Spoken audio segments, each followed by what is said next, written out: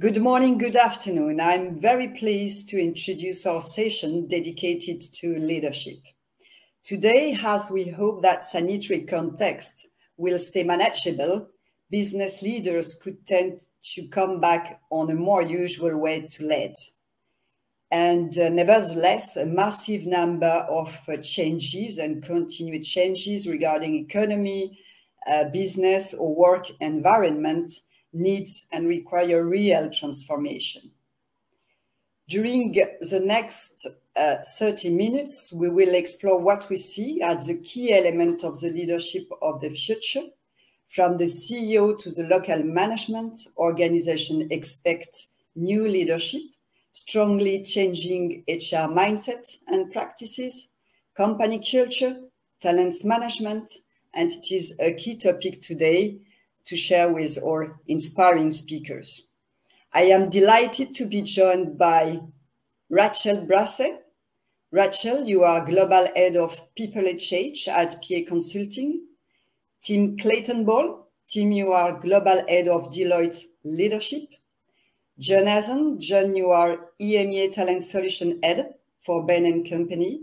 And Olivier Chappert. Olivier, you are HR and Real Estate Division Leader at Bearing Point. So let's start our discussion with Rachael. By referring to your reports, A New Way to Lead, that provides positively different leadership, can you share your vision on why a new leadership will be more crucial than ever in the future? And how can organizations support leadership change? Thanks, everybody. Great to be here. I think now is really the time we must act, and of the many varied and consequences of COVID, one standout for me has certainly been the need for leaders to change and adapt to new environments and rapidly evolving situations, and the pandemic clearly showed us that. For many, it was this ability to lead in new ways that defined their pandemic.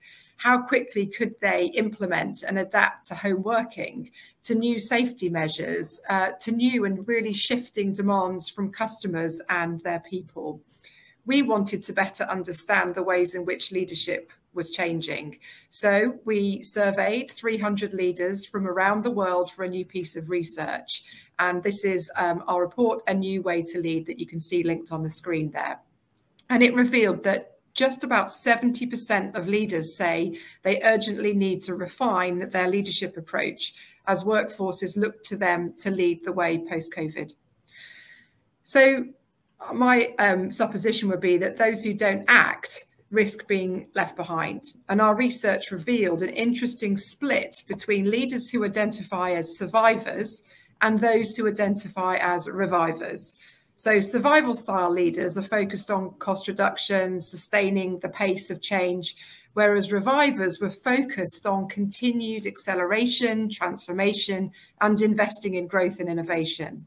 In fact, the split wasn't as significant as you might expect, with 56% of leaders identifying as revivers and 44% as survivors. Now, those survivors really failed to see the link between a new way of leading and performance, and don't see how their leadership can have broader societal impacts, and they're at risk of being left behind. So I believe that leaders can support their organizations by leading with purpose and authenticity. And when it comes to the way in which organizations can support leaders, it's actually a two-way street. And leaders really need to create the culture in which an organization can thrive. They need to embed leadership skills and training from the moment someone joins, and they need their people to understand what leadership means for everyone, not just the C-suite. This will in turn create a virtuous circle, I believe, for the organisation to support leadership development and change, because employees understand how truly important it is.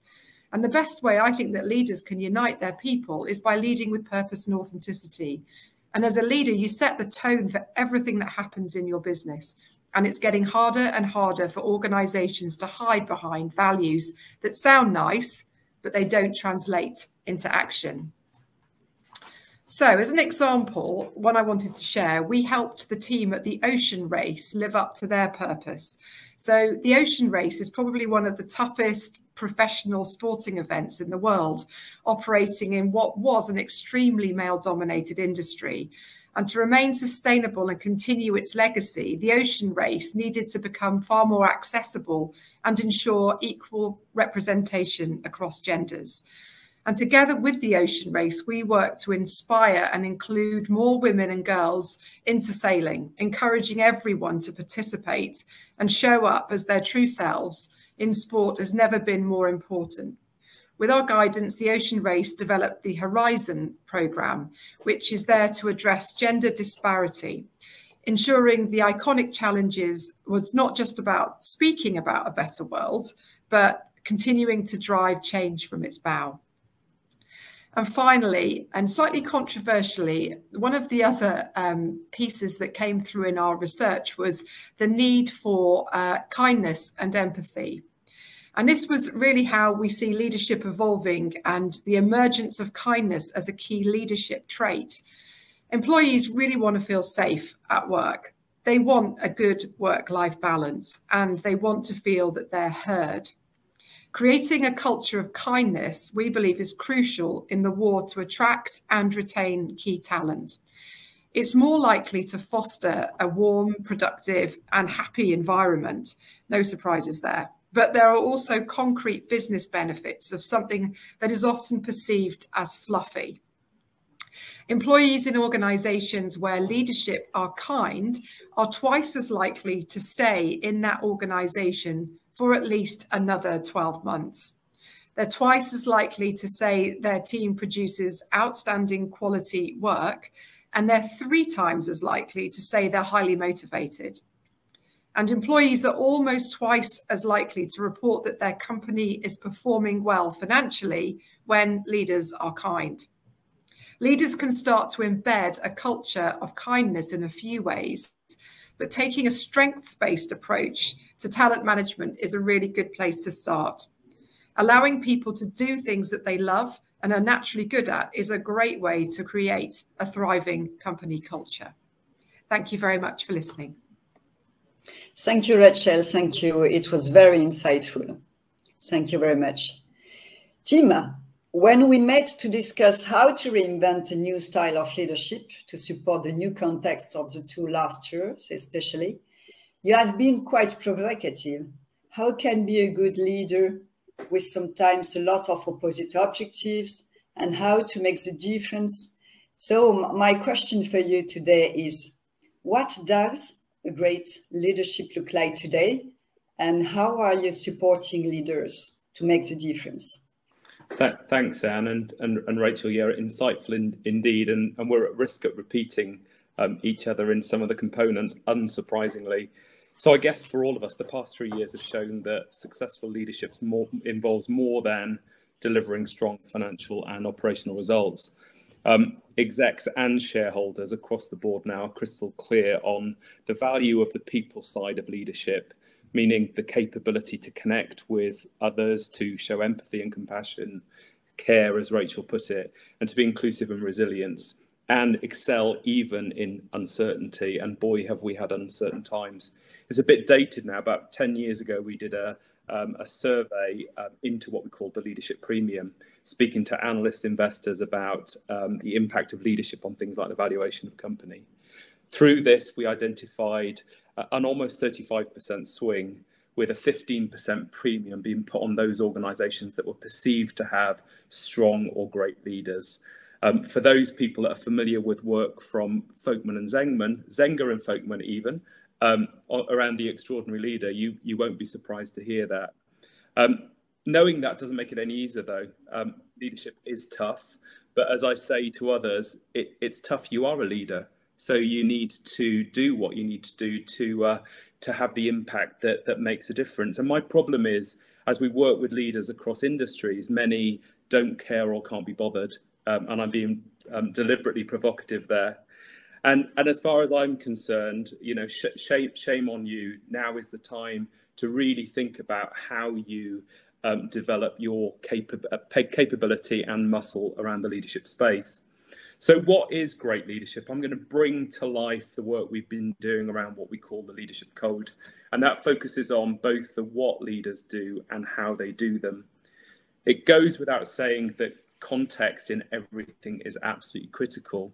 In fact, it's unsurprisingly that what Rachael was saying about what they found around leadership versus what we're saying hasn't changed in many years. Those ingredients, those attributes, those capabilities have been similar for years, might be called different things, but they're similar. What's changed is the context, what you need to dial up or dial down in order to respond to those moments. So I'm going to deep dive on the conditions that leaders set first for success, and that is the what.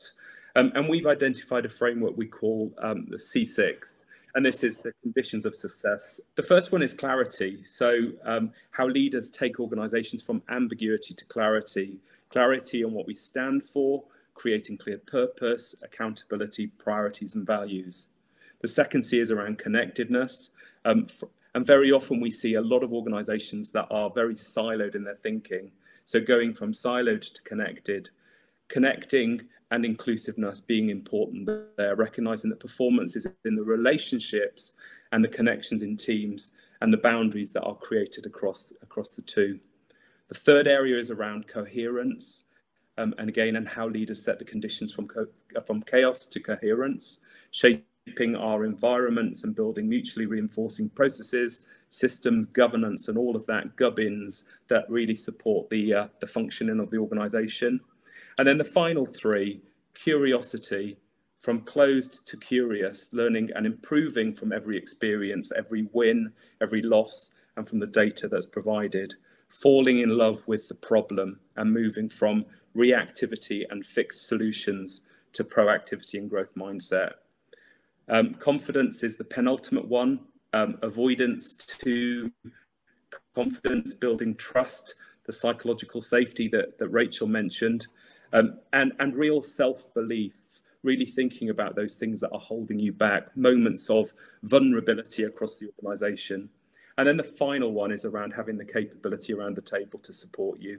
Very often there are gaps that exist. So they're the conditions that we believe leaders need to be accountable for setting and conscious of, really influencing the culture there. And then what does great leadership look like? And again, this is super simple. We've done a play on words. The letters of great spell out what we believe great leaders need to be showing. The first one is the ability to generate followership that embraces diverse needs. They must establish direction and purpose that inspires others and generate momentum at all levels. You know, we're now working in a world where there are multi-generations in the workforce. That takes a lot of effort to lead and inspire. The second area then is the ability to relate. Leaders must connect and collaborate and communicate with impact. Then they've got to be authentic. They've got to relate to the feelings and needs of others and be adaptable in how they navigate different people and contexts. The ability to empower, to truly empower. And I think that word has been overused and misunderstood for years.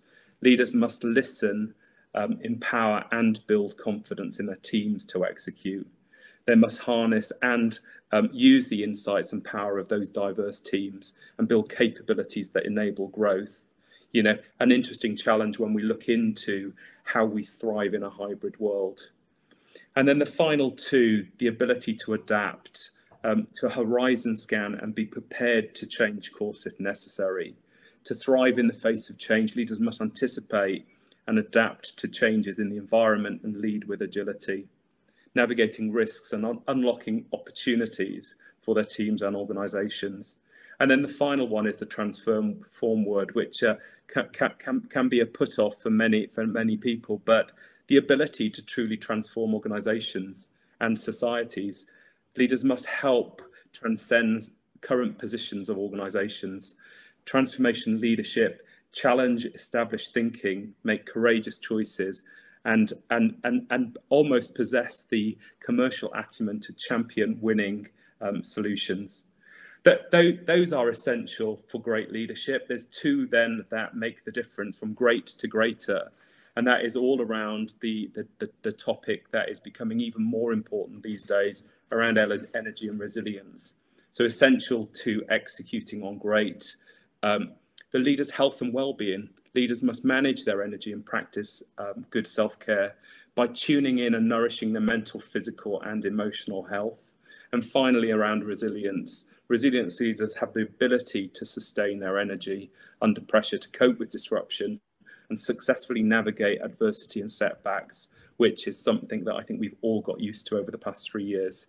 Leaders cultivate resilience through self-awareness, self-regulation, relationship, and personal purpose. And we see this almost like a light bulb with a dimmer switch. The energy and resilience is really the thing that shines the light more brightly than it would have done previously. So for us, conditions leaders set and what makes up a great and greater leader are really critical to helping leaders navigate in the world that we're facing into today. So hopefully that was useful. Anne, back to you. Thanks, Tim. Brilliant and very inspiring for our community today. Thanks a lot. John, referring to your recent report, The Working Future, explaining how the motivation for work are strongly changing, bringing new challenges for all the management levels, can you share your vision for the frontline managers? Is there a role of frontline manager in this new model? Thank you very much. And indeed, thank you, Rachel. Thank you, team. You have already very well described the change that is underway. The role of leaders is moving away from a top-down Superman or Superwoman, the survivors for Rachel. In opposition to this side of everything, they are more and more adopting a delegative posture. I think, Tim, you were mentioning, the empowerment to set the frame, leave freedom and accountability to their teams, and in particular, the middle manager and the frontline managers. Indeed, challenges that need to be managed today are really unprecedented by their scale and their accumulation. We've had the pandemic period. We thought it was the peak of it, but now we have a hyperinflation environment. We have a nascent economic downturn. We have political turmoil. And at the same time, we have talent scarcity on many jobs. In this context, the role of frontline managers is truly essential. I often say that today's new reality paves the way for what I call the revenge of the frontline managers. A few years ago, we said there were too many of them. We wanted them to be mere relays of top-down decisions. In the past, we wanted to standardize their role.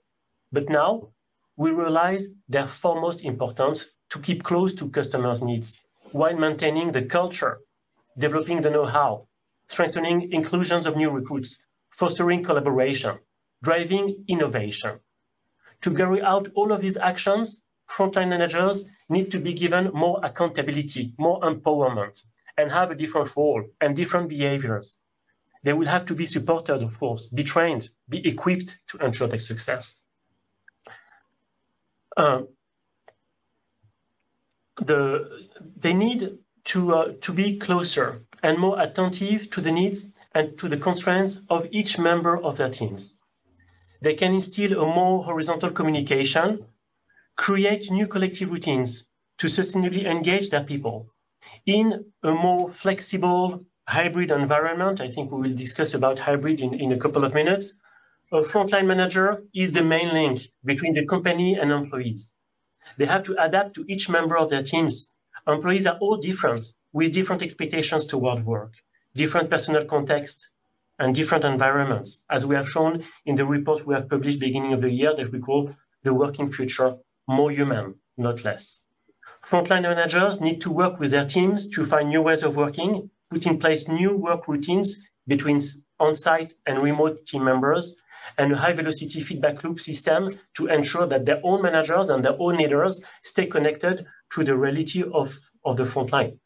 From a cultural standpoint, because we speak about culture, they have a key role to ensure a strong affectio societatis, show care to their teammates, and the kindness for Rachel, cultivate the willingness of team members to be all together and share a set of common values.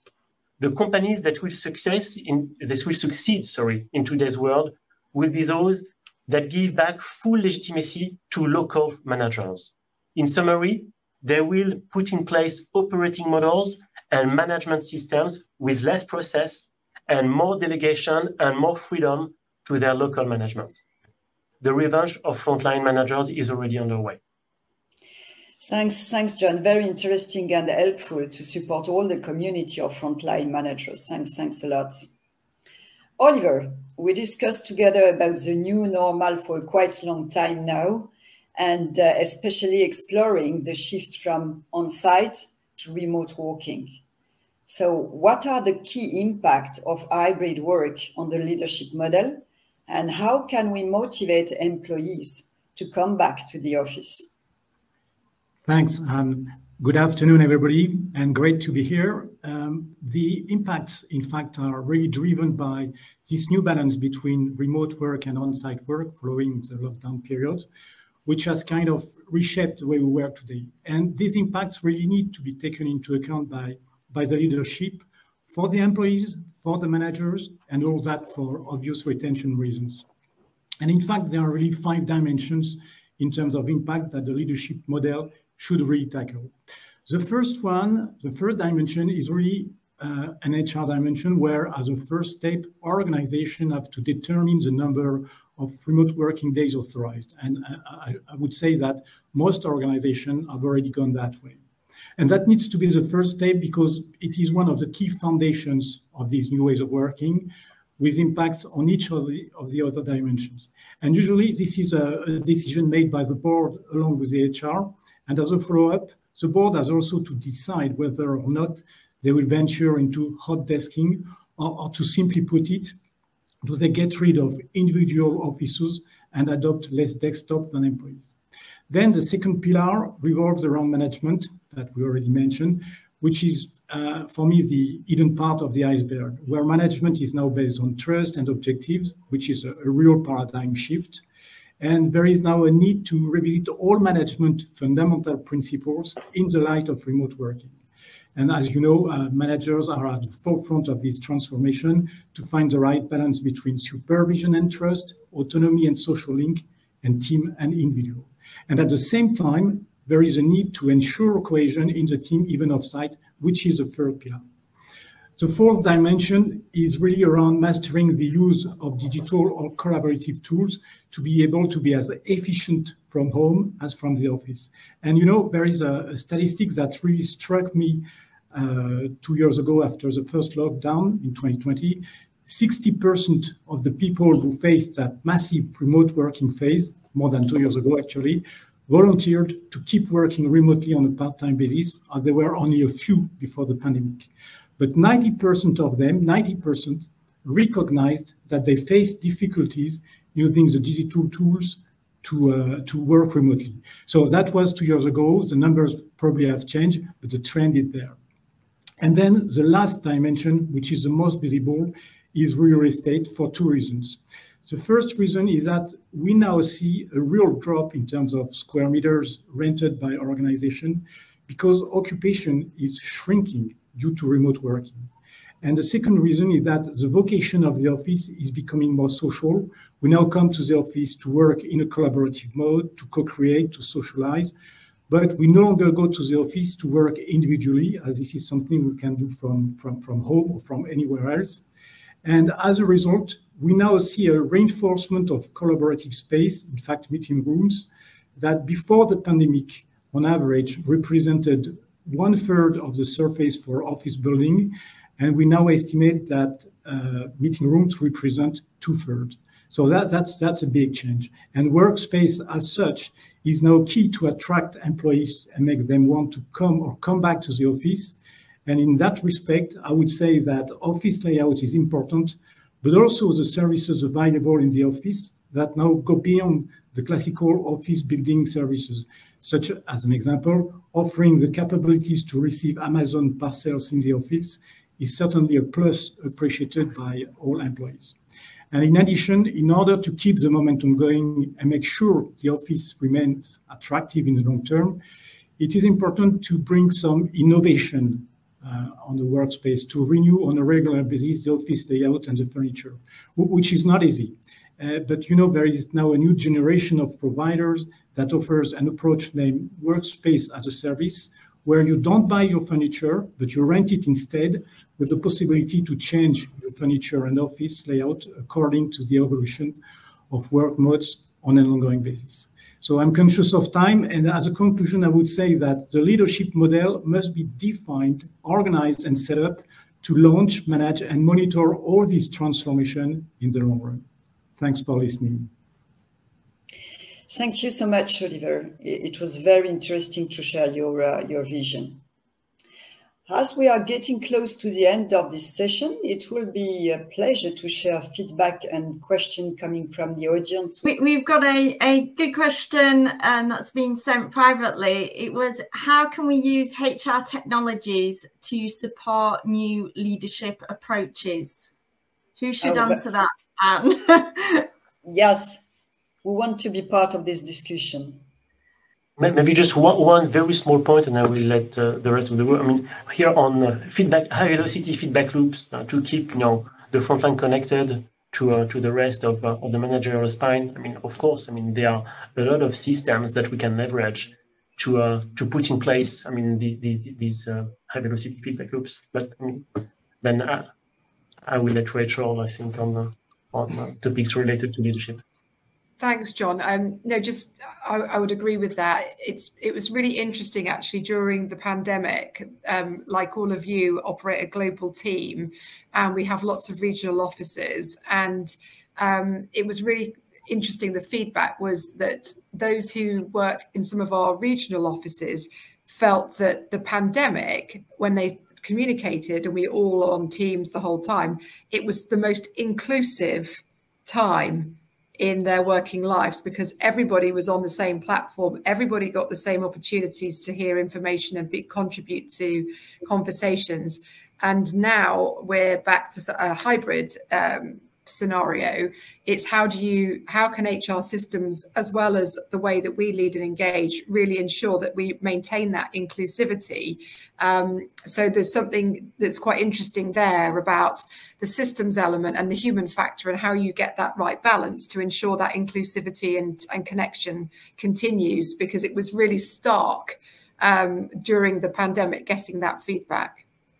Yeah, I mean, it's really interesting, isn't it? Because technology plays a really enabling role in everything we do. And what's interesting in a kind of shift to hybrid, we seem to have digitized work as opposed to think about the work we're doing and change it. So I think leaders have a responsibility to really understand the art of the possible in terms of technology and use that to their advantage. In terms of leadership and leadership development and the cultural tone it sets, I think clearly HR systems will help with that, making sure that there's a clear and accessible leadership framework, for example, and that flows through from a coherence perspective, everything that touches its systems processes, as I mentioned earlier. But ultimately, the accountability for being a great leader comes down to the leader and the leadership support that they get in that journey. Excellent. Olivier? Yeah, if I can expand on that, where more than ever in this era of remote working, it gets difficult for leaders and managers to identify, captures weak signals from their teams and from individuals. And this is where technology can play a role through, let's say, online barometers and online surveys, just to facilitate the identification of weak signals from teams. Helly, do we have enough time just to take a second question? You do think it's quite short now? Maybe this one, and maybe just one person answer. So it'll be a tough one to choose. This is a big question. What are the best skills to lead in the future? Oh, good question. Who wants to take this one? Okay, good.